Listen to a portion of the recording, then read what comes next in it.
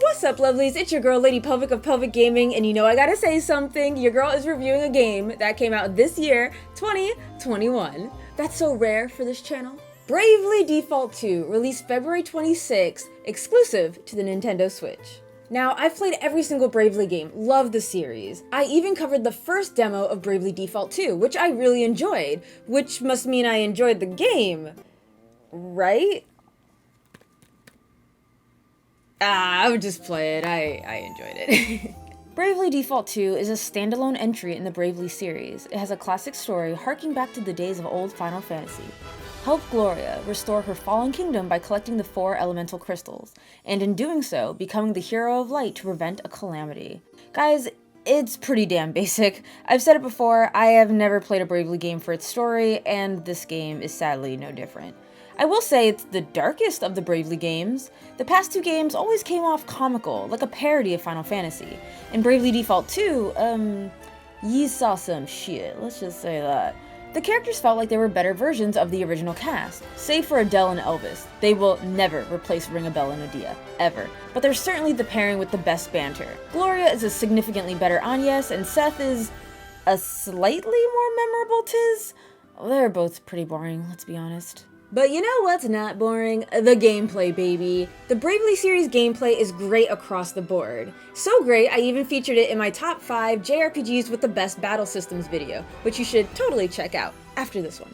The combat at first is pretty simple. Turn-based, you attack an enemy attacks you. The yellow gauges inform the player on whose turn is coming up, and enemies get a little icon. The usual suspects are present, attack, use an item, job, skills, which is kind of akin to magic, we'll touch up on that, and a special move that has certain requirements to unlock, and is based on what the character's main job is. One of the strongest pieces of the game is in the name, the Brave and Default system. Brave means you're expending 1 Brave point or BP to do an action. You could do up to 4 actions, and Default defends and restores 1 BP. Now this is a risk and reward system because you can Brave to high heaven, but if you spend more BP than you have, you'll leave yourself in the red, meaning you cannot do anything for X amount of turns. But that's not even the fun part. Where I get excited is the job class system. I'm an absolute lover of job class systems. Let me mix and match what I want to be to make some broken hybrid class. So I'm getting ahead of myself here. As you progress, you'll find Asterisk users. Anytime you see someone with a unique outfit, expect to give them an ass whooping and take their job. You have a main job which determines your stats and you have access to their offensive abilities. And you only get your main job specialties as well. Then your sub job allows you to have the job's offensive abilities. So you could be a freelancer main and a monk sub-job class, or maybe a Vanguard maid, while a white job subclass so you're a tanky healer.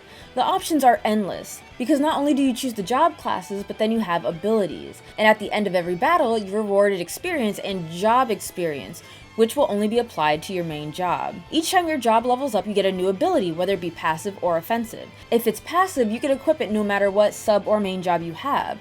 This is where you really get to construct your characters. So you can give your monk ways to steal from the enemies, or thanks to the red mage ability, Magic Critical, allowing your black mage's magic attacks to become critical. But wait, there's more. Exclusive to Bravely Default 2 are the weight and target stats via equipment. This is a fantastic addition because it gives you another way to manipulate the battle and craft your characters. So weight is essentially a limiter. If you're overloaded, you'll act extremely slow in battle. If you're under, you'll move quicker. I like the fact you can't just waltz to the next town and buy the best equipment right off the bat. You gotta be smart with your decisions and how you want to build your character. In addition, we have a new target system, which tells you who's likely to be targeted. Lighter equipment, albeit less defense, but also is less likely to be targeted, whereas a tank or fighter would be geared up in full armor, calling attention to themselves. I personally love tank classes, they're my favorite to build, and when I saw this shit, I was absolutely over the moon. Some may find this overbearing considering you already have jobs and abilities to manage, but I, for one, enjoyed that extra sense of control. Bravely Default is 90% prep and 10% execution. If you put in the time to thoughtfully build your characters, seeing your brilliant combos come to life is nothing short of satisfying. I think the one thing that bothered me in battles was the lack of information after scanning enemies. You'll learn their weaknesses, but not their resistances or what they can absorb. In addition, sometimes I'd forget what abilities I had equipped on what person, and I wish I could have seen that during combat. Now, I could be here all goddamn day talking about how fun it is to make broken job class combinations, but we should move on to what's outside of combat. A few new additions include cutting grass, which is way more addictive than you'd expect, plus you'll find some pretty good gear. 2, the enemies are now in plain sight, no random battles. And this is where we get a little controversial. This is the first time I miss random battles. Hear me out though, Bravely 2nd had it so you could amp up the encounters or turn it off completely. Win the first round to keep going and score a high JP multiplier. In Bravely Default 2, you had to either get the monsters close enough together, which was hell.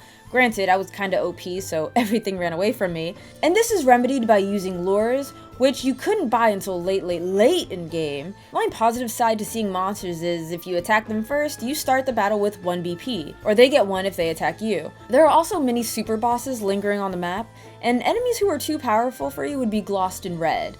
But if beaten, you'll earn that extra experience. Navigation was great. I like that you could view your main objective and side quest while walking, expand the map while traveling. In towns, you can pan out to see the blue speech bubbles for side quests and see vendors. Party chats are still alive and well. Bravely Default has a built-in minigame which is played by not playing. Agree to explore via boat, and while in sleep mode, the gang will explore uncharted lands and find treasure.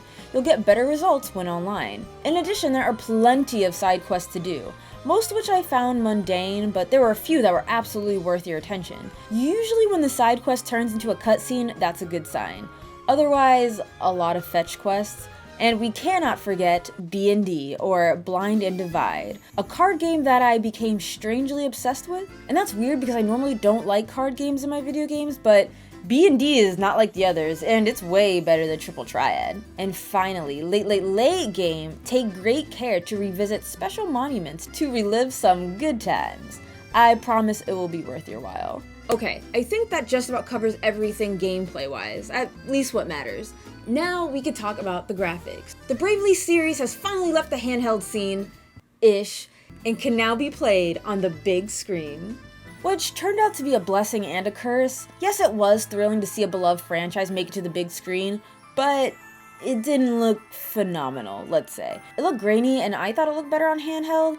I think the towns will always be the most beautiful to me. Hand-drawn backgrounds that you can move around through. I like the contrast between the character model and the drawing. Dungeons I felt were lacking a bit, overall on the more generic side. A few environmental dangers here and there, the enemy design was lacking, lots of recolored skins. But then sometimes I felt like I was caught by surprise because I was like, oh, the walking through the mist looks really nice and smooth. So that said, I would still say this is actually the prettiest looking Bravely Default game. Speaking of best looking, aw man, the job classes look so good. Yes, some have the uninspired color swap, but others, like the white mage, be looking fine.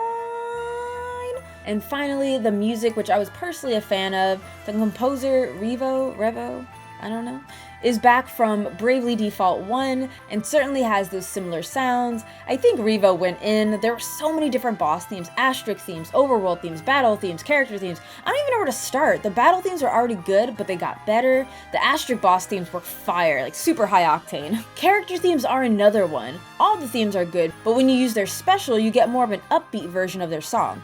Take good old Elvis, for example. You know, this theme is jazzy, relaxing. You feel like there's no point in sweating the details.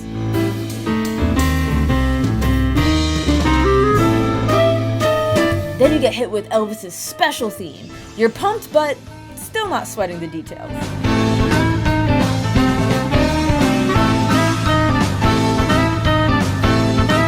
Man, originally the Holy City of Rheimdall was my favorite track, but then there was this other song that got me perking up. Urgent Tidings. Rheimdall is probably my favorite chill song, but Urgent Tidings did a great job making you feel pressure. Funny enough, one of the first moments you hear the song, you're supposed to be rushing to save someone. I saved the game and listened to the song 2 to 3 minutes just to bob my head to the music. I wasn't sure if I was on an actual timer or not. Spoiler alert, you're not, but you know, you can't be too careful. Anyways, enjoy Urgent Tidings.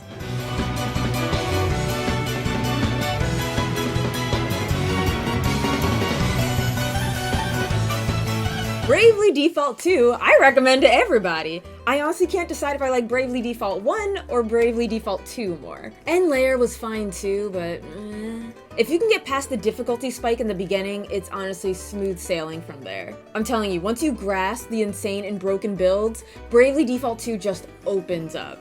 Plus a lovable cast and a safe story, you're in for an enjoyable ride. Thank you so much for watching. Top box for more videos like this, and the bottom box is my Let's Play channel. And don't forget to join the Patreon, vote on what top 5 topics and what games I should play next. Love your faces, and I'll see you in the next video. Mwah!